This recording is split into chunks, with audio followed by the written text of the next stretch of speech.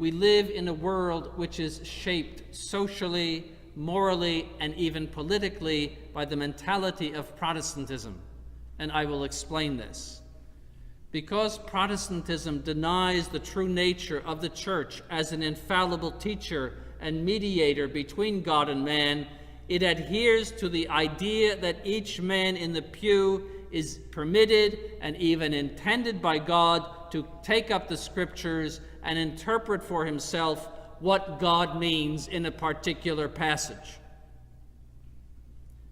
This act, they say, is inspired by the Holy Ghost. The inevitable result is that there are nearly as many interpretations as there are Protestants, all claiming to be inspired by the Spirit of God.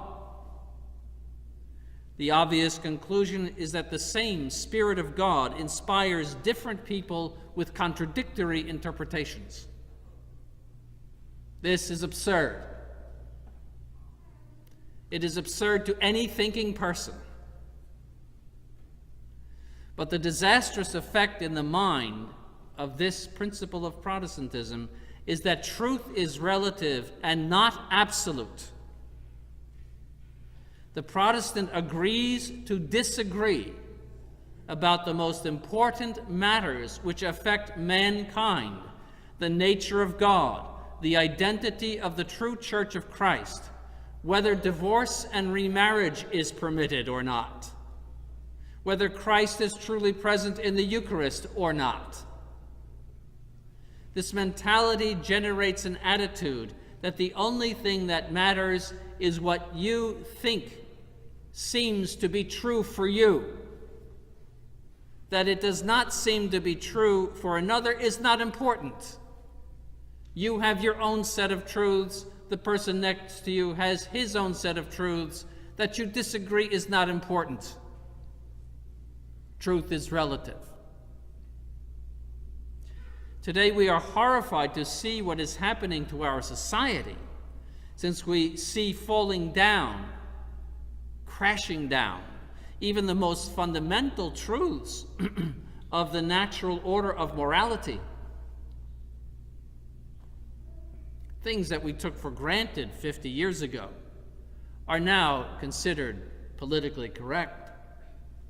That is, what was considered totally immoral 50 years ago and perverse is now accepted and even obligatory to accept. This relativism in truth, this attitude that what is true for you may not be true for me, is the direct result of Protestantism, which has confined to the privacy of our own minds any truths about God and how we should approach him. For years, therefore, Protestants have extolled the idea that government should profess no religion, since religion is a private and free matter for the individual. We are now reaping the bitter harvest of this evil doctrine, for government is now run amok and not restrained by the teaching or laws of the Church. It is manufacturing its own teaching and its own morality as a basis for wicked laws. For no law can be made except in view of an end. Something is good because it pertains to our perfection, and our perfection is the end that we seek. So no law can be made except with the consideration of the end. And if the end is evil, then the law will be evil. The government, now drunk with the liberalism of Protestantism, is blind to the true and objective ends proposed by the true Church of Christ. It defends to the death, in perfect consistency with Protestantism, that no one may dictate a code of morality to another, and as a result defends rigorously the right of anyone to do nearly whatever he pleases. The effect is the formation of a society of permissiveness that day by day becomes more and more horrifying and sickening. This process of the relativization of truth, begun by Protestantism in the 16th century and injected into our society by the French Revolution and Freemasonry, particularly in the 19th century, was accelerated and brought to completion by Vatican II and the modernist heresy. The last bastion of absolute and unchanging truth in the world was the Roman Catholic Church before Vatican II. The main poison which that council injected into the institutions of the Church is the very poison of Protestant liberalism, that there is not a one true Church of Christ, but that, as the council says, all who look with faith toward Jesus may be considered to belong to his church. That's a quote from the council. This satanic doctrine stripped from the institutions of the Catholic Church their finest and essential quality, their unerring proposition of and adherence to a single set of unchanging dogmas and moral laws based on divine revelation.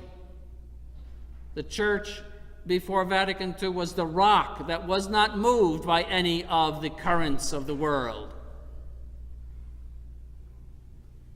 The very use of Latin in the liturgy and in the sacred documents of the Church was a beautiful symbol of the changelessness, the universality, and the antiquity of the truths of the Church of Rome. A changeless language for a changeless church.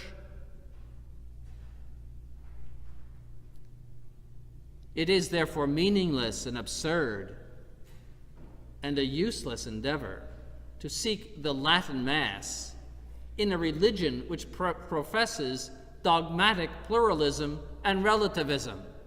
And I'm talking about the Novus Ordo. There are those who think that the solution to our problems is to obtain permission from this modernist hierarchy to have the Latin Mass. That is absurd. Our fight is not a fight for Latin or even the traditional Mass. It is a fight to restore to our Catholic institutions the sacred quality of ironclad adherence to the absolute truths revealed by God and promulgated by the Church since her inception. It is the truth that must come back, not merely Latin or a set of ceremonies. It is the truth, an absolute truth. Our fight is to banish forever from our Catholic buildings that leprosy of liberalism, ecumenism, and relativism, which stinks of the stench of the heresy of Protestantism.